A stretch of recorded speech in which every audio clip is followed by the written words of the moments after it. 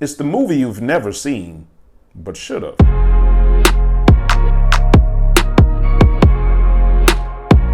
Welcome to the Rob Lett Show. I'm your host, Rob Lett. The movie you've never seen, but should have. That's the focus of today's podcast. Not a lot to unpack here today. They say if you don't know your history, you're doomed to repeat it. While doing research for my last show, I stumbled across a movie that I knew existed. I've even talked about the movie to people before, but it suddenly dawned on me that I've never seen the movie personally. Once I started watching a few clips of the movie, I realized even though I haven't seen the movie before, I felt as though I was living it, which is actually a pretty scary thought. So I knew I had to make a show about this. Today we're going to cover the remix, Something I've Noticed, Deja Vu, and Pay Attention. But before we get started, I'd like you to go ahead and do a few things. First of all, like this video, subscribe to it. If you're on YouTube, to the upper right-hand corner, you'll see a bell. That's a notifications bell. Click it and it'll notify you the next time we release a new show. If you're on Rumble, though, to the upper right-hand corner, you'll see a share button. Click it and it'll share this video with a friend of yours who should have been here with us today. Go ahead and do all of those things that apply right now. I know this is going to sound biased, but I think our generation was the best generation. Demographers refer to those of us born between 1965 and 1980 as Generation X. In mathematics, X represents the unknown. I like our generation because we're a good mix of the old and the new. I mean, our generation was the first to use computers. Demographers used to refer to us as latchkey kids because our era was the first era when women started working, and many of us kids were coming home to empty houses when we got out of school. Now, I can see why someone of a previous generation would say that's a bad thing, but another way of looking at it is we had the right balance of parental supervision, but also moments of independence. We were young enough to know we were in a brave new world, but old enough to know that everything that people called new wasn't really new at all. Long before P. Diddy made his millions, even before he called himself P. Diddy, Puff Daddy made himself popular by taking songs that were already hits and remixing them with a hip-hop feel. By the time Puffy released his new hit song, Mo Money, Mo Problems, the new generation may have thought this was the best new song of the 90s. But the older generation just thought it was an interesting remix of Diana Ross's hit, I'm Coming Out. It's funny to think that there may have been a generation who clearly knew who Puffy was, but had no idea who Diana Ross was, even though she's been making hit songs long before we had color television. Life is like that sometimes. We get caught up in something like it's brand new, like we've never seen it before. And sometimes it takes someone to pull you aside and explain to you where it comes from originally. Most of what we see on the news nowadays, we just chalk up to being crazy policies from the left. But if you really want to challenge yourself, stop calling the policies crazy and begin to ask yourself, why? Why would someone propose to pass some of the policies we're seeing from the left? There once was a time when riots and looting were rare. It only existed when something major happened, like the assassination of Martin Luther King, for instance. Not only was it an example of something major, but the riot happened as a genuine result of frustration and unrest. But today, riots and looting are anything but rare. Almost anything can trigger a riot. Anything can trigger a protest. Anything can trigger a rash of looting and violence. Additionally, what sparks these protests aren't organic. They're not genuine. They're being planned, orchestrated, sometimes simultaneously in different cities all across the nation. Even our citizens are starting to get wise to the fact that someone is using them as pawns to carry out their agenda, and they're not falling for it. Yeah, they put them there. This the setup. They put them there on purpose, Y'all know where bro. we at. They gonna set them on right up on the rail. Y'all know what building this is Come right on, here. now. I ain't even gonna say what name it is. Hey, where do them bricks go to? Where do them This bricks is go setup. to? Where do them bricks We gotta go do to? better. Ain't no damn construction. Gotta do better. Ain't no damn construction around here. I see it. Ain't no damn construction around here. You just gonna set a pallet of bricks right there. Oh, okay. Listen, I did jury duty 3 months ago. Y'all don't keep no bricks right there. Do better. That's one of my favorite ones, where the citizens are familiar with the building and they know full well there aren't bricks normally stacked there. I also noticed during the George Floyd riots, when blacks supposedly were so fed up that they were vandalizing everything, some of us were reporting a different story here too. Doing this shit, guys. I ain't got part of that shit. Dude.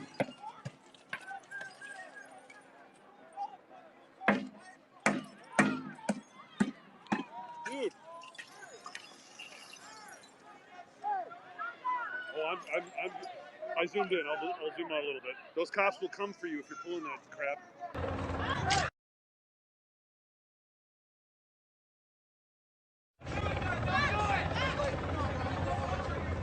Looks like, yeah. So as you can see, the auto goes.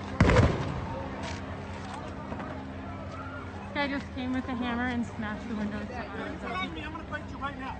You wanna go? What's up? Somebody hold my blunt. Hey, Somebody hold my blunt. I'm gonna give it. But the mainstream media never did any investigative reporting into this. But going back to my original question, why? If some entity is fueling the masses to take to the streets, to burn down properties, to vandalize buildings and engage in violence, then who's behind this entity? Listen, I'm just like you. I observe things, I sit and I scratch my head and wonder what's going on. The only difference is when I see things, I file them away in my mind, like an unsolved mystery. And just like a cold case file, sooner or later, someone will do something stupid to make me go back to my files to see if the data is leading somewhere. With respect to rioting, all I had was a bunch of situations where I'd seen a lot of protests, and more often than not, black people were at the center of it. The other thing I knew is someone seemed to be organizing these riots on a national scale. Add to that, in the middle of all of this chaos, the Democrat Party had the audacity to say, we need to defund the police, which is the stupidest thing I've ever heard. Police training? Yes. Police reform? Yes. But to get rid of the police department? What would that do to some of the nation's poorest neighborhoods? That's giving someone an absolute carte blanche on murder, with black people catching the brunt of it. After being astounded that anyone could propose such a ridiculous policy, California went on to propose an equally ridiculous policy. That as long as they shoplifted less than $950 of merchandise, it was going to be classified as a misdemeanor. So they'd either never be arrested or they'd be back on the street so fast that they'd be out before the business closed who filed the charges of theft in the first place. I've already done a show about California, so I'm not going to rehash that. A few other things would catch my eye from time to time. The push for CRT to be taught to our children. I remember Larry Elder running for governor of California and the leftist paper calling him the blackface of white supremacy. I remember reading an article discussing how the Democrat Party was more and more becoming the party of rich white people. I've even mentioned this in passing on some of my shows and talks. If you paid close attention, I was implying something. I just never expounded on what I meant. I know a lot of people who don't like Twitter, they don't understand Twitter, but I'm on there because Twitter to me is like the town square. No, just because something is on Twitter doesn't make it accurate. I get that. That's not why I'm on Twitter. I'm on Twitter because if you want to get a feel really quickly for what people are at least talking about, from time to time you'll start to notice a pattern. I was starting to see a pattern emerge that I found pretty disturbing. Have you seen this meme before? If you have, then you probably know what I'm getting ready to say. If you haven't, then you're still confused. There are 3 memes that I see a lot, and every time I see them, it's always for the same reason. I've seen the Yogi meme, I've seen this meme, and I've seen this meme. And every time I've seen these memes, it's always after I've clicked on some video of black people acting like a fool. The memes imply black people are always the cause of trouble. They imply we're not people, but animals on a safari. Look it up for yourself. Whenever you click on one of these memes with black people fighting each other, especially if they're fighting white people, look into the comments section and you're almost guaranteed to see one of these memes with quite a few likes from people. I filed all of this stuff away until I filmed my last show. I did a show on the left's global assault on freedom. While preparing for the show, I needed to show the role that the left has played in American politics. I was searching for something that showed you an example of the KKK committing violence. I couldn't find any, by the way, which is quite surprising, and then I thought of one place I might be able to find it. Over 100 years ago, there was a movie.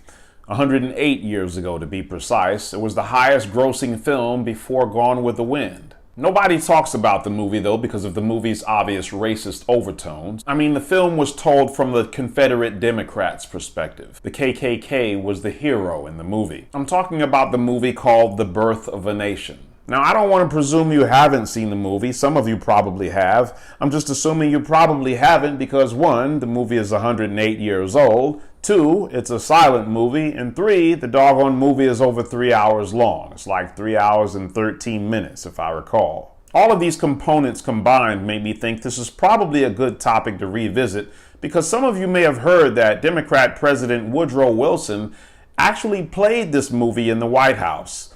But many of you have never seen it. In fairness, I hadn't seen the movie either, even though I'm aware of the movie's content. What put the movie on my radar was a phrase someone used when reviewing the movie. They described what white people were feeling back then as black supremacy. When I heard that, I instantly went back to Larry Elder's Black Supremacy article. I felt maybe I'd only been introduced to the remix of this strategy, because over 100 years ago, somebody recorded the original. Now, you're more than welcome to invest the 3 hours and 15 minutes into watching the movie like I did. But if you're not going to do that, let me tell you what the movie is about, some of the highlights, and why watching this movie was sort of like having a deja vu moment. It was like I'd seen this movie before, but I hadn't seen it. I was living it. Let me tell you in advance, if you're the type that's easily triggered to anger, you'll want to skip this movie. There are lots of scenes with white people playing the parts of black people. They're in blackface and acting purposely like buffoons. There are scenes of black people dancing, eating chicken, being barefoot, being scared of ghosts, all the stereotypical things you'd expect in a movie that celebrates the Ku Klux Klan. It's the story of a Southern Democrat family and how losing the Civil War to Republicans affected them. As a side note, this film uses 2 terms I haven't heard in a long time: the term scalawag and the term carpetbaggers. In the recesses of my mind, I vaguely remember us discussing carpetbaggers in history class, but never associating any of that with me. Both scalawag and carpetbaggers were meant to be derogatory terms. These terms were used by Democrats to describe their fellow Southerners who were helping the Union Army or the actual white soldiers that came from the North to enforce the law. Both of them were considered to be traitors by the racist Democrats of the day. Remember, Republicans didn't share the same view of slavery as Democrats did. So when Abraham Lincoln sent armed black Union soldiers into the South to restore order, this didn't set well with a lot of the whites who lived there.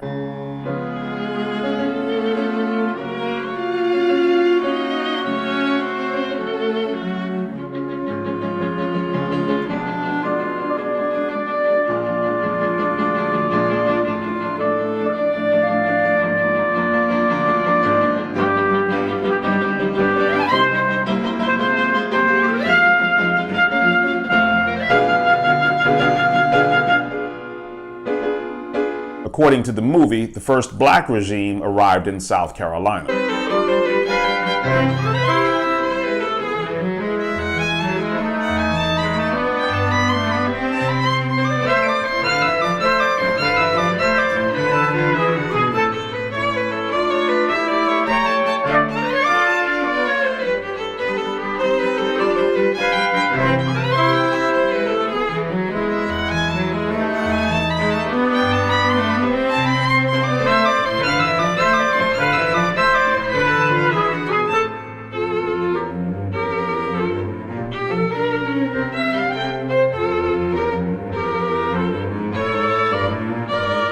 The film shows Confederates selling their clothes and everything they could in order to raise money to help defend themselves against the black militia.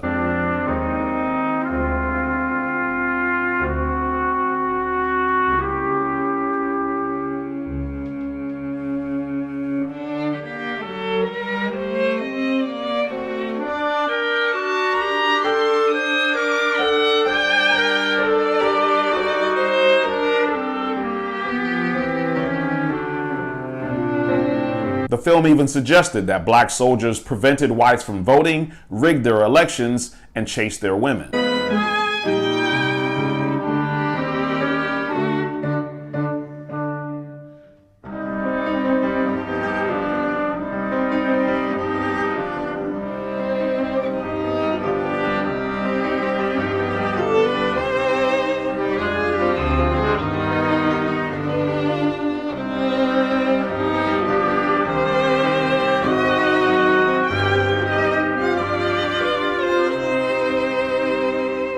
In one scene, it shows a white woman who jumps to her death in order to escape a black man pursuing her.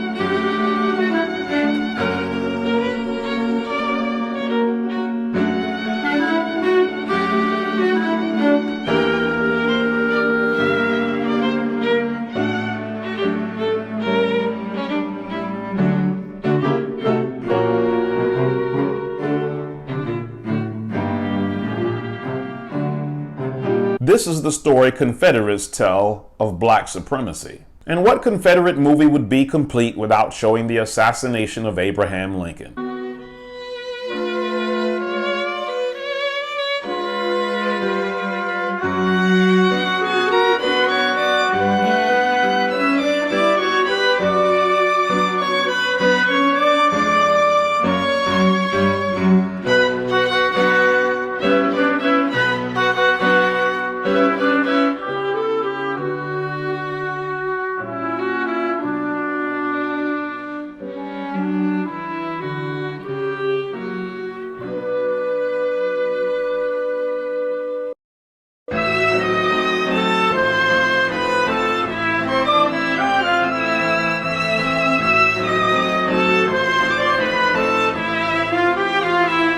After the assassination of Abraham Lincoln, the film shows an excerpt of Democrat President Woodrow Wilson's book, History of the American People.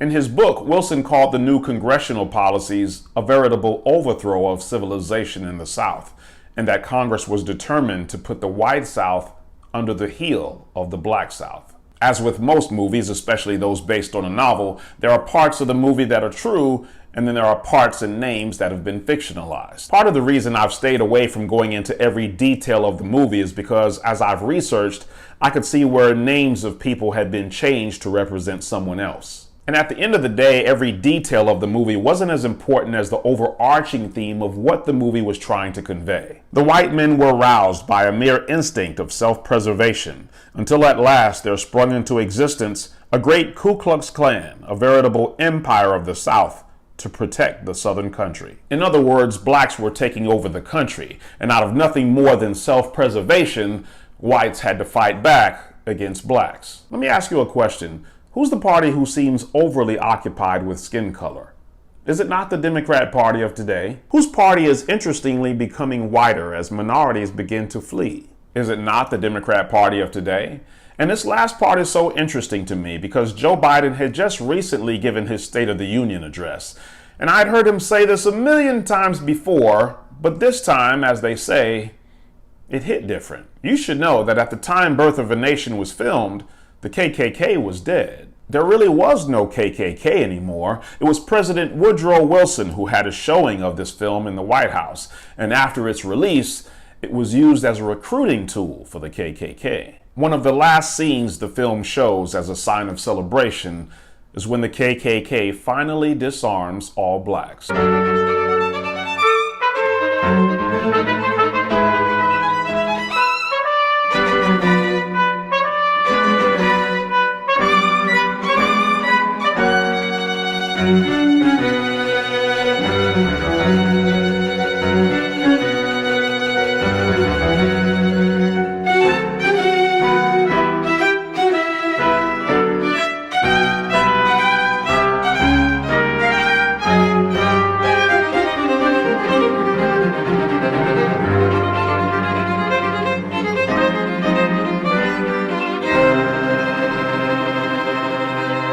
I thought, now isn't this interesting? I just finished watching Joe Biden give the State of the Union address, and guess what Joe Biden was begging everyone to get done? Ban assault weapons now. Ban them now. I know. The Democrats who watch this will swear up and down that the ban only applies to assault weapons and not regular guns. First of all, there's no such thing as an assault weapon.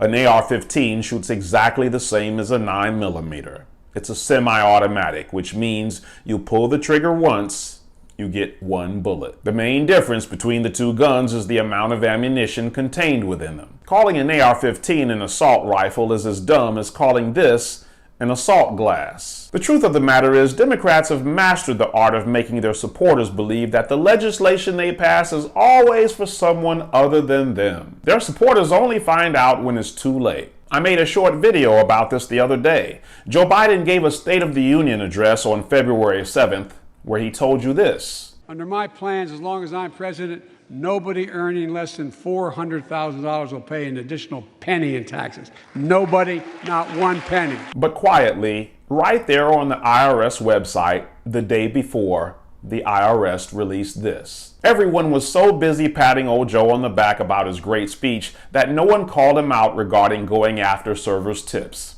I only saw this on Fox. Well, didn't he promise that he wasn't going to do that with the 87,000 IRS agents? It was only to go after the billionaires.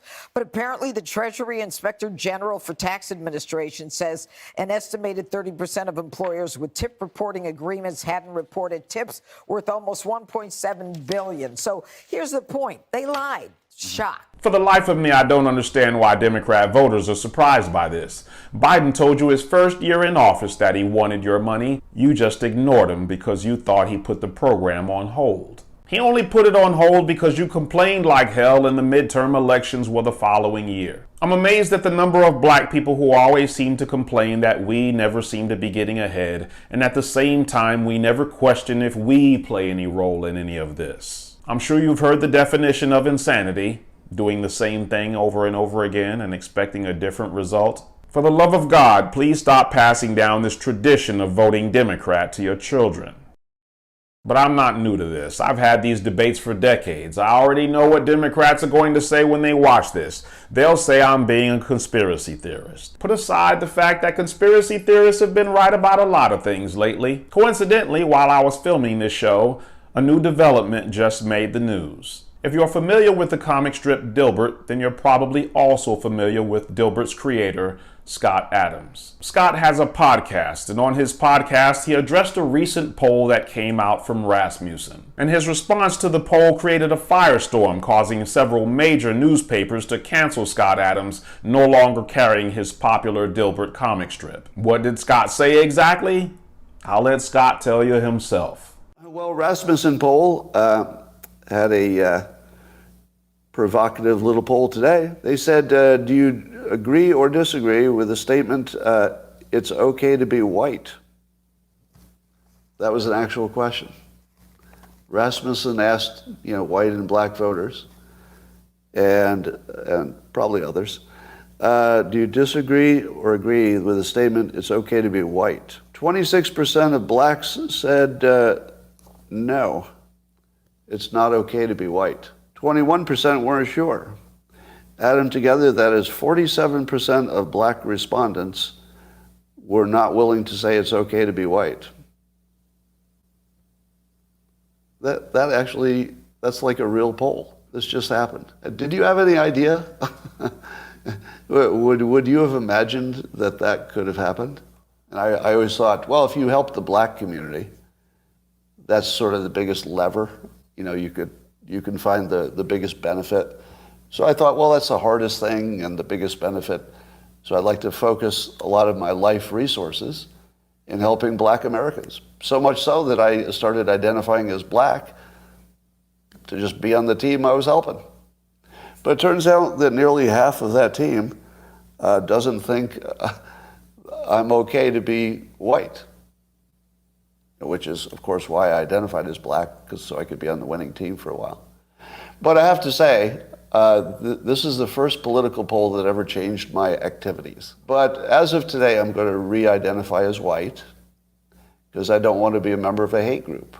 I'd accidentally joined a hate group. So if nearly half of all blacks are not okay with white people, according to this poll, not according to me, according to this poll, that's a hate group. That's a hate group. And I don't want to have anything to do with them.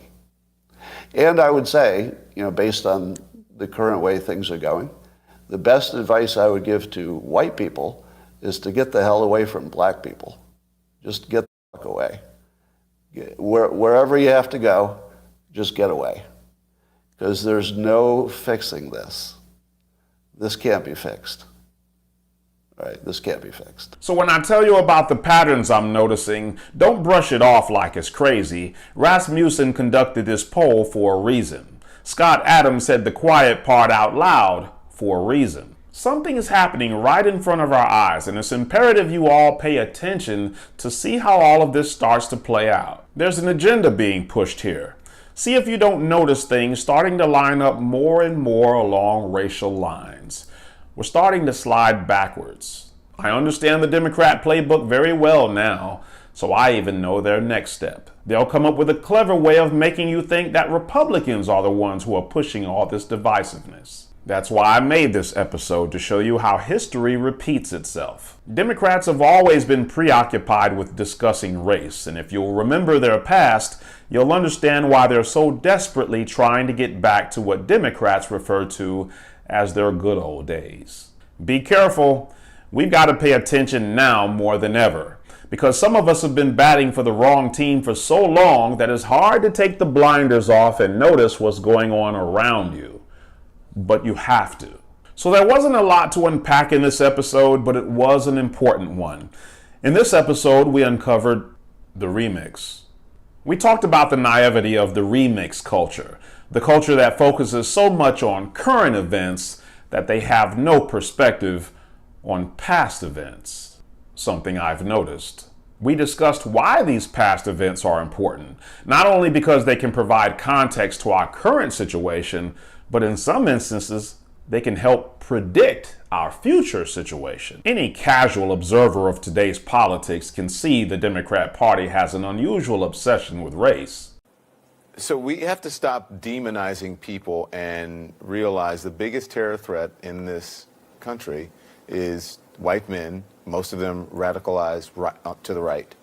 And we have to start doing something about them. There is no travel ban on them.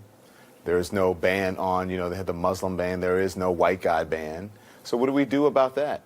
So this isn't an issue we should scratch our head over in confusion. A quick glance at the history of the Democrat Party shows they've been preoccupied with race before. So much so it resulted in the largest loss of human life of all of our wars combined. What's the purpose of history if not to learn lessons from it? If we have a party that believed in white supremacy in the past, should it not give one pause when there's a terrorist arm of this same party that goes unchecked in the present? When we have a party that believed in white supremacy in the past, should it not give one pause when the same party has a terrorist arm today that is white and goes unchecked? If a 100-year-old movie shown by a Democrat president in the White House showed disarming blacks as a strategy, should it not give one pause to watch the Democrat president in 2023 suggest that we ban our Second Amendment rights?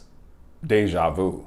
We discussed the eerie feeling of deja vu when you watch this movie. I never thought I'd see the day when I'd hear someone use the phrase black and supremacy all in the same sentence with a straight face. But I've heard this phrase used on numerous occasions from the left, all in instances when they're talking about black conservatives. How interesting to see the movie implicate blacks who fought with the Union Army as black supremacists who rigged elections to keep whites from voting. Even though whites are the majority, it's so interesting to hear whites today say that they are feeling like they're in the minority. It's so similar to the movie that depicts an environment as a time when whites were the helpless minority. Well, we know that data was incorrect. So if it's incorrect, who's fueling this narrative that whites are helpless? And why? Who's fueling this narrative that it's suddenly cool to discriminate against white people? You know who it is. And I'm sick of, I refuse to participate in post-racial America. I refuse to say because we elected Obama that suddenly that means everything's okay. White people have changed. White people have not changed. 2/3 of all white guys voted for Trump. That means anytime you see 3 white guys walking at you down the street toward you, 2 of them voted for Trump. You need to move over to the other sidewalk because these are not good people that are walking towards you. You should be afraid of them. Said to me, do you realize that since Harry Truman, no Democrat other than Lyndon Johnson in '64 has won the White House by winning the white male vote? They all have lost the white. Clinton lost it both times. Carter lost it. Obama lost it. And yet there's so much the Democrats are trying to appeal to the crazy white guy. Forget about him. He's got a party. I mean, don't forget about him. I'm not a self-hating white guy. Doesn't it strike you as odd that even white people are bashing white people now? If that's not some perverted brainwashing, I don't know what is. Any smart person has got to ask themselves, what's the purpose of this? What the heck is going on? Why is the mainstream media endorsing all of this? Listen, I'm not saying that I have all of the answers. All I am saying is, according to this once popular movie, it was that exact environment that caused the rise of the Klan. It was in defense of so-called black supremacy. I guess that's what Confederates called it when blacks were free in those days. We discussed why we have to pay attention now more than ever. There's a shift happening, but no one can explain the purpose of the shift. Even Dave Chappelle commented on how interesting it is that suddenly white people are complaining about the same things black people used to complain about. Everything white people are mad about, we've been on that. Man, I can't feed my family. White people are like, we've been on that. Man, we can't trust the government. We've been on that. Man, we should dismantle the FBI. Word to Martin Luther King, bro. We've been on that.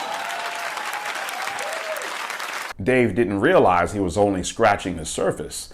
Yes, he's right. Suddenly, whites are made to feel oppressed. Suddenly, they can relate to a lot of the abuses of government now. I know some of you won't really get this episode, but the philosophy of Marxism is revolution. And the best way to create revolution is to create chaos. Pay attention when a pro-government party is starting to advocate distrust in government.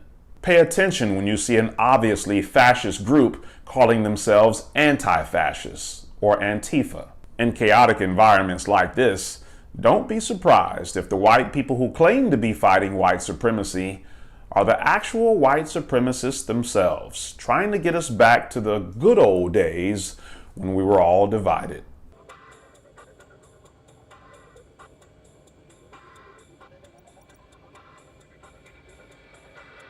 Be sure you stick around for our next podcast, The Beauty of Capitalism, because some of you are giving capitalism a bad name. I admittedly don't know who Mama Zara is, but she's quoted as saying, "It takes so much energy to lie. I wish people would grasp the sense of freedom and liberation that comes with being honest and genuine." I'm Rob Lett, and I approve this message.